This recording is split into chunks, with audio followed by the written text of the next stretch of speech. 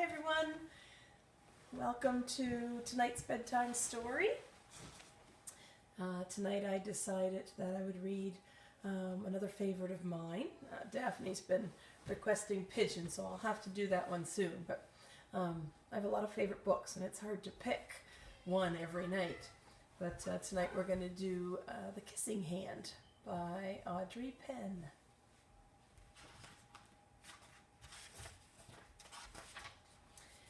Chester Raccoon stood at the edge of the forest and cried. "I don't want to go to school," he told his mother. "I want to stay home with you. I want to play with my friends and play with my toys and read my books and swing on my swing. Please, may I stay home with you?"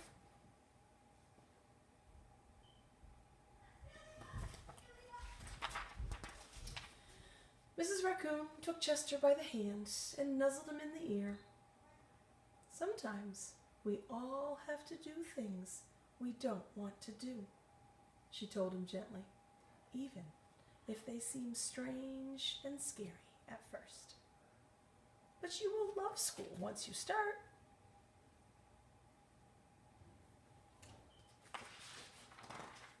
"You'll make new friends and play with new toys, read new books and swing on new swings. Besides," she added, "I know a wonderful secret that will make your nights at school seem as warm and cozy as your days at home."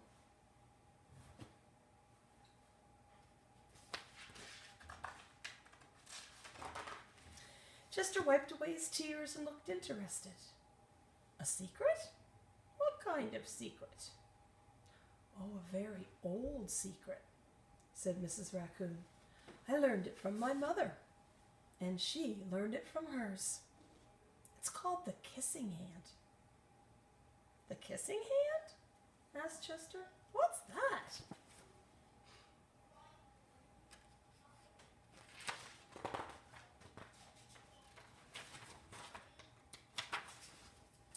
"I'll show you." Mrs. Raccoon took Chester's left hand and spread open his tiny fingers into a fan. Leaning forward, she kissed Chester right in the middle of his palm. And Chester felt his mother's kiss rush from his hand and up his arm and into his heart. Even his silky black mask tingled with a special warmth.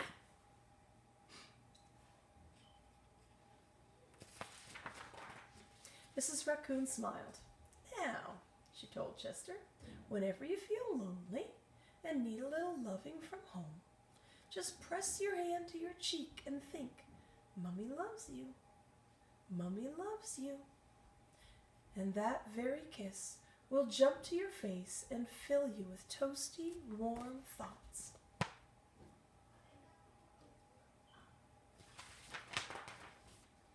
She took Chester's hand and carefully wrapped his fingers around the kiss.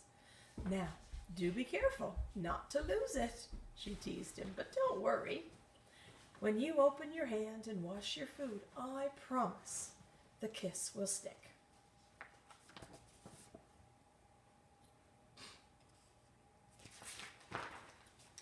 Chester loved his kissing hand. Now he knew his mother's love would go with him wherever he went, even to school.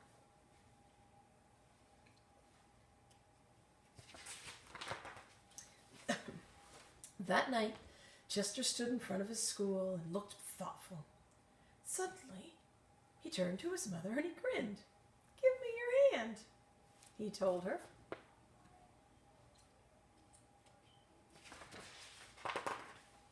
Chester took his mother's hand in his own and he unfolded her large, familiar fingers into a fan.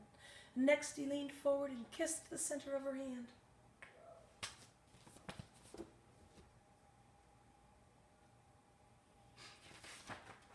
"Now you have a kissing hand too," he told her, and with a gentle "goodbye" and "I love you," Chester turned and danced away.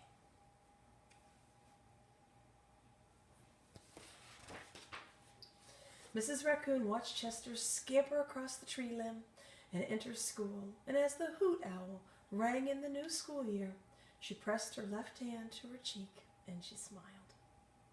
The warmth of Chester's kiss filled her heart with special words. Chester loves you, it sang.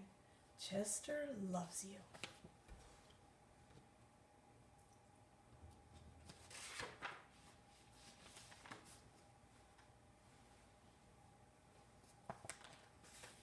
Thanks for joining tonight, everyone. I hope you enjoyed our story. We'll see you again soon. Sweet dreams, all.